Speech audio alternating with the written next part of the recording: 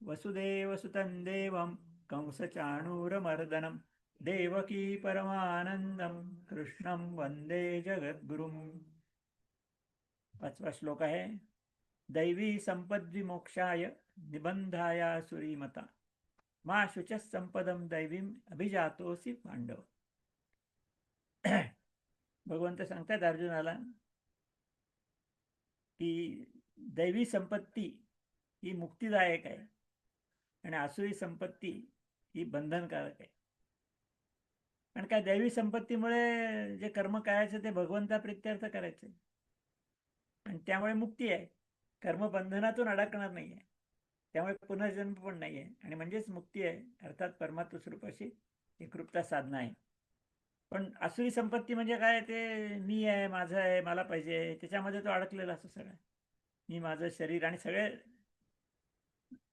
विनाशी गोष्टी आहेत, सगळ्या नाश पावणाऱ्या गोष्टी आहेत सगळ्या, त्याच्यामध्ये तो अडकलेला असतो. त्याच्याकरता त्या सगळं जीवन चाललेलं असतं.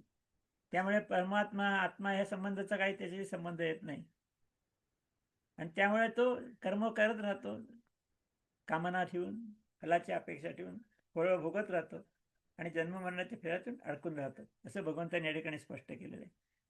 आणि पुढे त्याला म्हणतात अर्जुनाला की तू शोक करू नकोस, कारण तू दैवी संपत्ती घेऊन जन्माला आलेला आहेस. हे मोठं आश्वासन दिले भगवंतांनी तुला की तुझे सगळे दैवी संपत्ती आहे तुझ्याकडे, त्याप्रमाणे तुझं आत्तापर्यंत वागलेला होतेच आणि पांडव पण पाहिले सगळेच चांगले वागणारे होते. मग दैवी संपत्ती असल्यामुळे त्याला मुक्ती आहे, त्या तुझी देखील मुक्ती होऊ शकेल, तू देखील परमात्मा होऊ शकशील. तर तू आता काही शोक करू नकोस कशाचा, तुझं जे कर्तव्य ते कर, हा महत्वाचा मुद्दा आहे. पुढच्या श्लोकात सांगितलंय, द्वौ भूत सर्गो लोकेस्मिन दैव आसुर एवच दैवो विस्तरशः प्रोक्त आसुरम पार्थमे शृणु. भगवंत या भूलोकावरती सगळी जी भूत आहेत निर्माण केलेली, ही दोन प्रकारची आहेत. त्यांचा स्वभाव काहींचा दैवी आहे, काहींचा आसुरी आहे. मग देह म्हणजे प्रकृती आणि त्याचं नियंत्रण करणारा आत्मा, आत्मा परमात्म्याचा अंश आहे. हे ज्ञान जेव्हा तत्वता जाणलं जातं मागे पाहिलं सगळं ते, त्या साहजिकच तो आत्मतत्वाकडे वळतो आणि तो दैवी संपत्तीचा गुण आहे, लक्षात घे. आणि बघा, सत म्हणजे परमात्मा, म्हणून सद्गुण, सदाचार, सत्कृत्य, सद्वर्तन, हे सत सगळं जोडले, हे सगळे दैवी संपत्तीचे गुण आहेत. कारण सत म्हणजेच परमात्मा स्वरूप आहे. मनुष्यामध्ये दोन्ही असतात, पण कुठल्या गुणाचा विकास करायचा, कुठल्या गुणाचा वापर करायचा, हे प्रत्येकाने आपलं ठरवायला लागतं.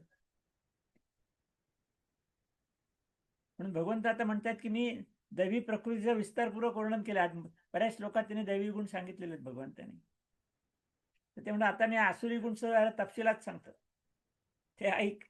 मग पुढे आसुरी गुणांचं वर्णन आहे, तपशिलात वर्णन आहे पुढे. एका श्लोकात मगाशी सांगितलं होतं आधीच, पण आता तपशिलामध्ये ते वर्णन करतायत.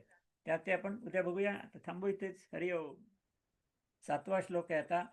प्रवृत्तींच निवृत्तींच जनान विदुरासुराः न शौचम नापि चाचारो न सत्यम तेषु विद्यते.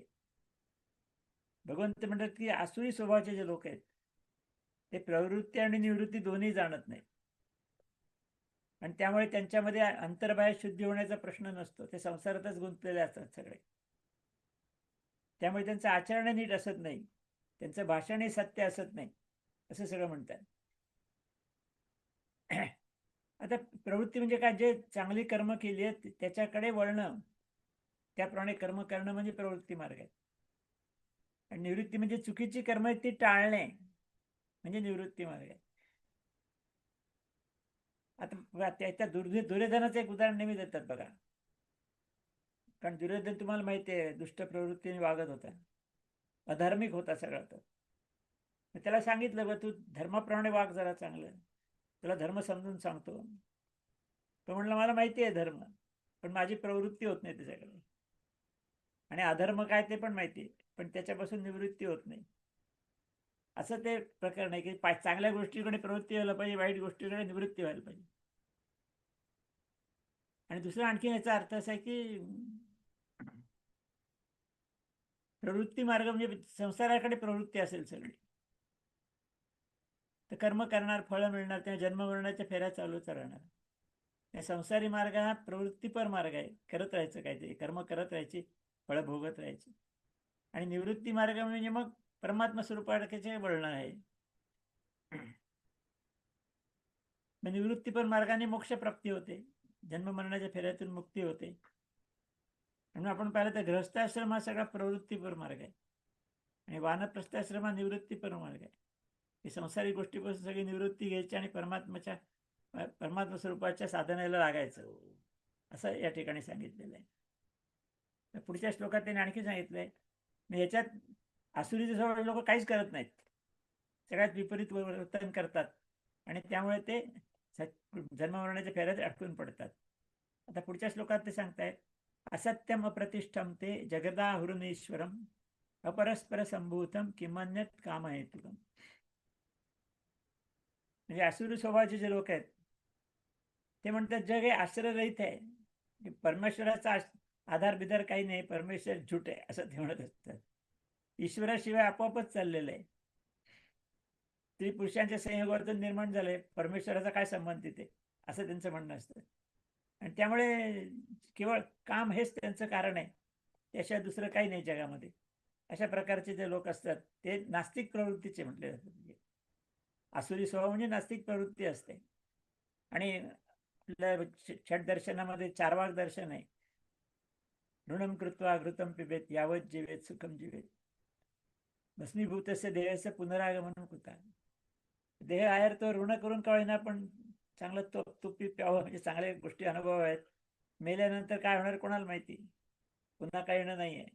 अशा केवळ फक्त उपभोग घेणे या जीवसृष्टीचा, एवढं त्यांची प्रवृत्ती असते. तेव्हा अशा आसुरी लोकांच्या बद्दल वर्णन भगवंत करतात. आणखीनही त्यांनी पुढचे वर्णन केलंय, ते आपण उद्या बघू. आता इथे थांबूया. हरि ओम.